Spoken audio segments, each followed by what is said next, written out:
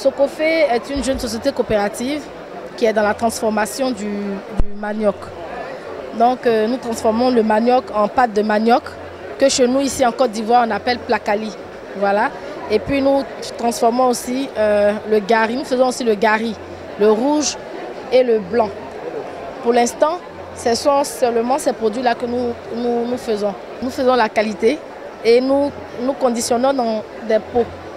Voilà, parce qu'en fait, ici en Côte d'Ivoire, la population a du mal avec la pâte de manioc.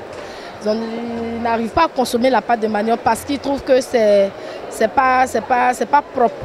L'endroit où on dépose la plupart du temps dans les marchés, tout et tout, c'est pas propre, c'est dans la boue. Donc les gens, ça fait que c'est difficile de consommer la pâte de manioc. Mais nous, comme on a vu que c'est comme ça, nous, à notre sein, on transforme la pâte de manioc et on les conditionne dans des pots, pour que ce soit plus c'est présentable, c'est propre et puis ça donne envie de consommer. La preuve en est que quand les gens sont venus, nous sommes aujourd'hui au Sahara, les gens viennent, quand ils sont venus, ils ont vu que c'est conditionné dans des pots, ils ont trouvé que c'était ingénieux. Et il y a certaines personnes qui ont dit comme ça que bon, ça va nous donner encore l'envie, ça va nous redonner l'envie de manger la pâte, de manger le placali. Notre activité principale, c'est le manioc. Mais en dehors de ça, nous faisons aussi la distribution des produits séchés. Nous faisons le piment sec, le gombo sec, que nous transformons aussi, parce que nous sommes dans la transformation. Nous faisons cela en poudre, le piment en poudre, le gombo en poudre. Et puis nous faisons aussi les produits frais. Je vais vous montrer par exemple. Là, vous voyez, c'est passé un camion qui est là, où il y a la banane dedans. On fait des déchargements, parce qu'on fait la livraison des produits vivriers frais sur d'autres marchés et aussi dans les ménages. C'est surtout à Abidjan, parce qu'en fait, au niveau de la Côte d'Ivoire, on a un problème au niveau de la distribution des produits vivriers. Je vous donne un exemple. Par exemple, par moment, il y a la tomate fraîche, il y a beaucoup de tomates fraîches sur le marché d'Abobo. Et sur le marché, par exemple, de Trècheville, il n'y en a pas. Et le marché, la tomate reste au niveau d'Abobo, il n'y a pas assez d'acheteurs, la tomate se gâte. Alors que nous, ce qu'on veut faire, c'est de faire une répartition équitable. C'est-à-dire, on est en train de s'organiser de sorte à pouvoir distribuer sur tous les marchés. On n'a pas de moyens de transport, c'est compliqué. Parce que d'abord, c'est un peu compliqué les moyens de transport pour faire sortir les produits de la brousse et venir les stocker d'abord dans la localité et ensuite prendre les produits pour venir à Abidjan. C'est un peu compliqué. On n'a pas de moyens de transport et ça nous fatigue un peu parce qu'on est obligé de louer des véhicules. Mais la plupart du temps, quand c'est comme ça, le coût de revient n'est pas assez énorme. Voilà. Au niveau du transport, on a un gros problème. Et je voulais aussi dire quelque chose par rapport à la transformation que nous faisons. On a besoin d'unités de transformation. Parce que nous sommes jeunes dans la société coopérative dans laquelle je suis. Nous sommes jeunes et nous avons, pour la plupart, été à l'école, nous avons des diplômes. Mais nous avons décidé de nous reconvertir dans le vivrier. Parce que nous savons qu'il y a beaucoup de débouchés dans le vivrier.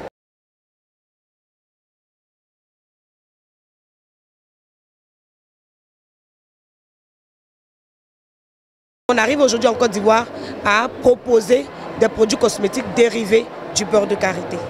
Nous avons comme produit dérivé du beurre de karité, nous avons réussi à proposer des déodorants du beurre de karité.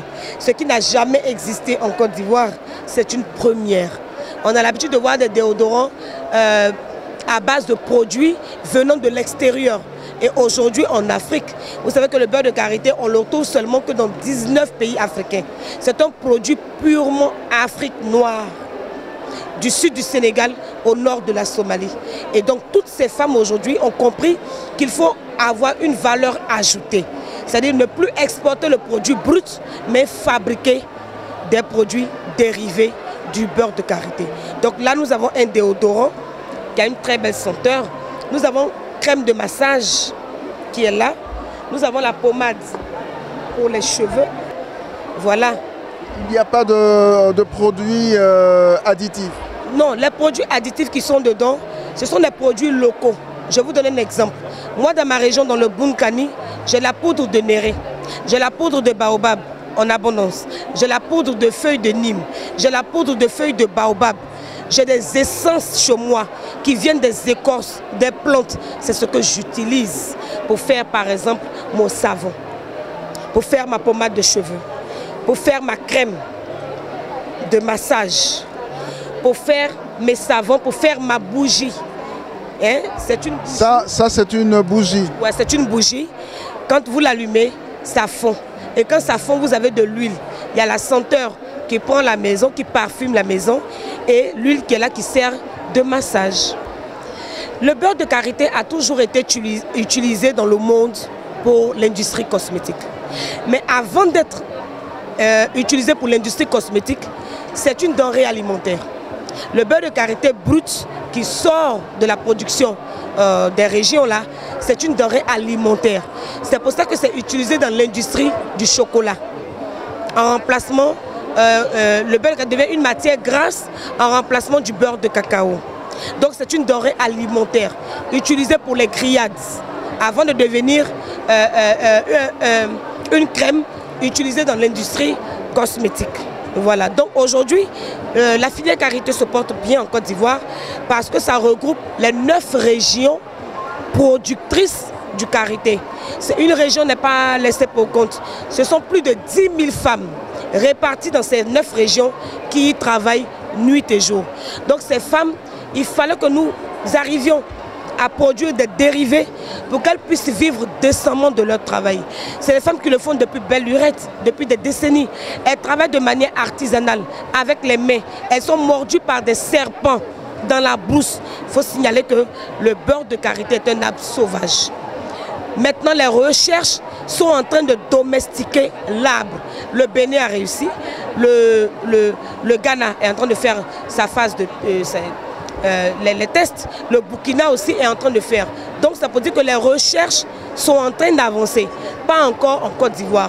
Le FILCA, le Fonds interprofession pour la recherche en conseil agricole, est en train de s'inspirer du modèle du Burkina. On reçoit des équipements inspirés du modèle du Burkina, faits par nos artisans pour réduire la pénibilité du travail des femmes. Parce que c'est très difficile la transformation du beurre de karité. Donc il faut réduire la pénibilité et puis leur permettre de vivre décemment pour arriver à l'autonomisation financière de la femme du milieu rural. Et c'est à ça que nous sommes en train d'arriver en essayant de produire des produits cosmétiques dérivés du beurre de karité et puis arriver à les commercialiser à l'extérieur et au niveau sous-régional.